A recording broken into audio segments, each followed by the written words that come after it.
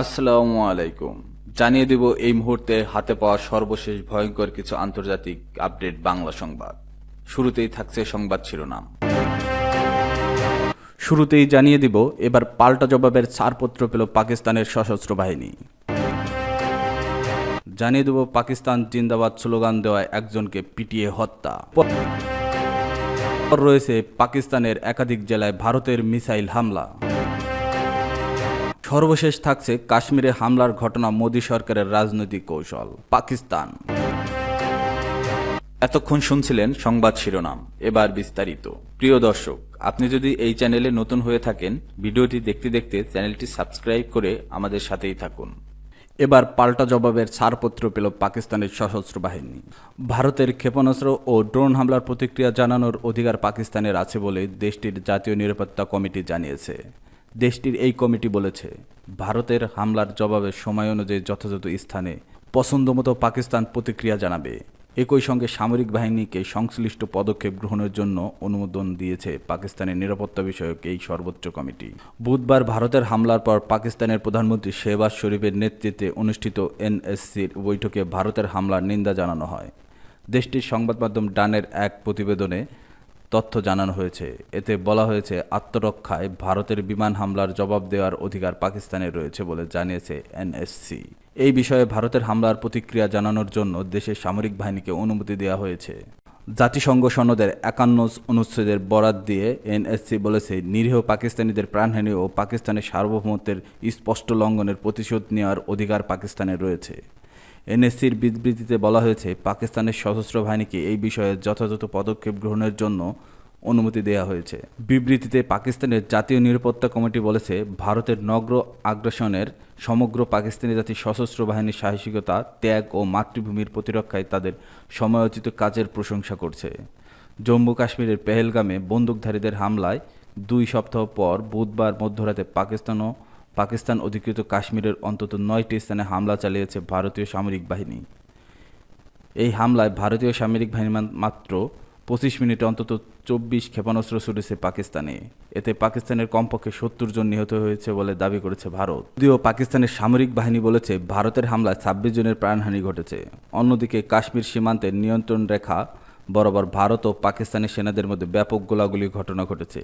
এতে ভারত শাসিত কাশ্মীরের অন্তত 10 জন নিহত ও 30 জনের বেশি আহত হয়েছে।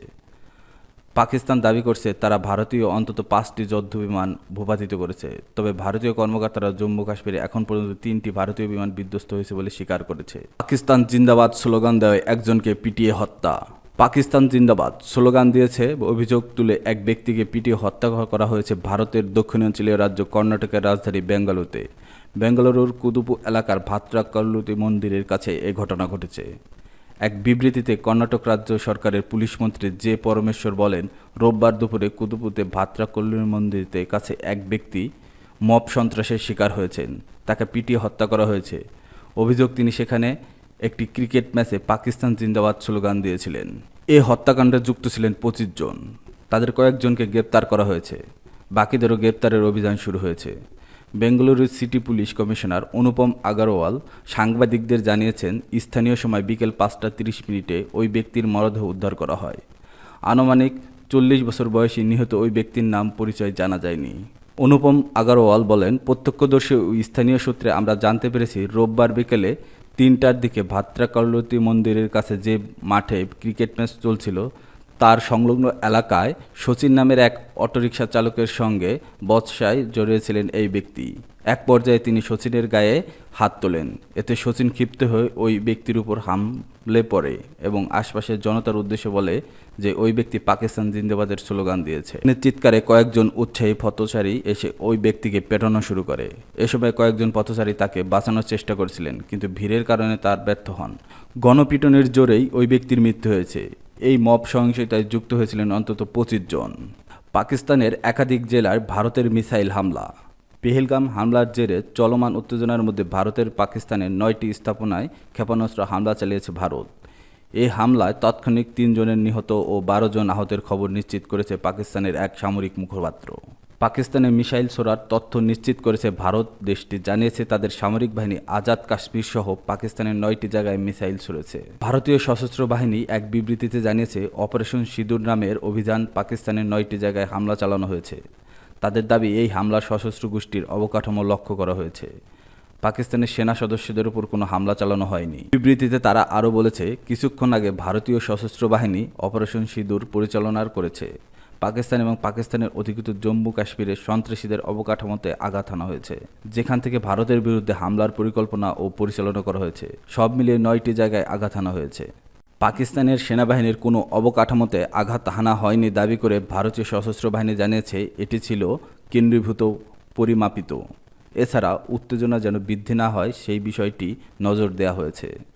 এছাড়াও জম্মু কাশ্মীরে গত 22 এপ্রিল বন্দুকধারীদের হামলায় 26 জন ভারতীয় নিহত হওয়ার জবাবে পাকিস্তান হামলা চালানো হয়েছে বলে জানিয়েছে ভারতীয় সশস্ত্র বাহিনী। ভারতীয় সেনাবাহিনী মিসাইল হামলার পর তাদের এক্স অ্যাকাউন্টে এক পোস্টে লিখেছেন, ন্যায় বিচার নিশ্চিত হয়েছে, জয় হিন্দ। পাকিস্তানের আন্তঃবাহিনী পরিদপ্তরের মহাপরিচালক লেফটেন্যান্ট জেনারেল আহমেদ শরীফ চৌধুরী জানিয়েছে ভারত তাদের কোটলি, ভাওয়ালপুর এবং মুজাফফরাবাদের মধ্যরাতে কাপুরুষোচিত হামলা চালিয়েছে। গণমাধ্যমে তিনি বলেছেন, কিছু সময় আগে কাপুরুষ শত্রু ভারত ভাওয়ালপুরের সুবহানাল্লাহ মসজিদে, কোটলি এবং মুজাফফরাবাদে আকাশ থেকে হামলা চালিয়েছে। তিনি আরও বলেন, আমাদের বিমান বাহিনীর সব বিমান আকাশে রয়েছে। ভারতের আকাশসীমা থেকে এই কাপুরুষোচিত ও ন্যাক্কারজনক হামলা চালানো হয়েছে। তাদের বিমান পাকিস্তানের আকাশসীমায় প্রবেশ করতে পারেনি। কাশ্মীরের হামলার ঘটনা, মোদী সরকারের রাজনৈতিক কৌশল। পাকিস্তান সাম্প্রতিক সন্ত্রাসী হামলার ঘটনাকে ভারতের মোদী সরকারের রাজনৈতিক কৌশল বলে আখ্যায়িত করেছে পাকিস্তান। দেশটির প্রতিরক্ষামন্ত্রী খাজা মোহাম্মদ আসিফ এই মন্তব্য করেছেন। তিনি অভিযোগ করেছেন, পেহেলগামে হওয়া হামলাকে কৌশলগত উদ্দেশ্যে ব্যবহার করছে ভারত। একই সঙ্গে এই হামলার মাধ্যমে ভারত পাকিস্তানের অর্থনীতি ও কূটনৈতিক অবস্থা দুর্বল করার চেষ্টা করছে বলেও দাবি করেন তিনি। আজ এই তথ্য জানিয়েছে পাকিস্তানি সংবাদ মাধ্যম জিও নিউজ। একটি বেসরকারি সংবাদ চ্যানেলে দেওয়া সাক্ষাৎকারে খাজা আসিফ বলেন, ভারত আন্তর্জাতিক সংস্থাগুলোর বিশেষ করে আন্তর্জাতিক মুদ্রা তহবিলের মাধ্যমে পাকিস্তানের অর্থনীতিকে ক্ষতিগ্রস্ত করার চেষ্টা করছে। তিনি দাবি করেন, পাকিস্তানের অর্থনৈতিক সূচকগুলো উন্নতির দিকে যাওয়ায় ভারত উদ্বিগ্ন হয়ে এ ধরনের ষড়যন্ত্র করেছে। আসিফ আরও বলেন, পাকিস্তানের আন্তর্জাতিক তদন্তের আহ্বান জানিয়েছে ভারতের পরিকল্পনাকে ব্যর্থ করে দিয়েছে। তিনি দাবি করেন, পেহেলগাম হামলা ভারতের মোদী সরকার নিজেই সাজিয়েছে রাজনৈতিক সুবিধা আদায়ের জন্য। তিনি বলেন, যে কোনো মধ্যস্থতায় পৌঁছানোর আগে পেহেলগাম ঘটনার আসল সত্যতা বের করতে হবে। তিনি আরও জানান, পাকিস্তান শীঘ্রই সিন্ধু পানি চুক্তি নিয়ে বিশ্বব্যাংকের সঙ্গে যোগাযোগ করবে। তিনি সতর্ক করেন, যুদ্ধ নিয়ে ভারতের উন্মাদনা আঞ্চলিক শান্তির জন্য হুমকি। আসিফ বলেন, পেহেলগামে হামলার পর পাকিস্তানের স্বচ্ছ আন্তর্জাতিক তদন্তের আহ্বান ভারতের খারাপ উদ্দেশ্য ব্যর্থ করে দিয়েছে। গত সম্প্রতি জম্মু ও কাশ্মীরের পেহেলগামে ভয়াবহ সন্ত্রাসী হামলায় 26 জন নিহত হয়েছেন। 2019 সালের পুলওয়ামা হামলার পর কাশ্মীরে এটি সবচেয়ে বড় হামলা। অধিকৃত কাশ্মীরে পর্যটকদের উপর বন্দুকধারীদের এই হামলার জেরে ভারত ও পাকিস্তানের মধ্যে উত্তেজনা চরমে পৌঁছেছে। এছাড়া ভয়াবহ ওই হামলার জেরে ভারত পাকিস্তানের মধ্যে কূটনৈতিক সম্পর্ক তলানিতে ঠেকেছে। দুই দেশের মধ্যে গুরুত্বপূর্ণ সিন্ধু পানিবণ্টন চুক্তিও স্থগিত করেছে ভারত। জবাবে সিমলা চুক্তিও স্থগিত ও ভারতীয় বিমানের জন্য নিজেদের আকাশসীমা বন্ধের ঘোষণা দেয় পাকিস্তান।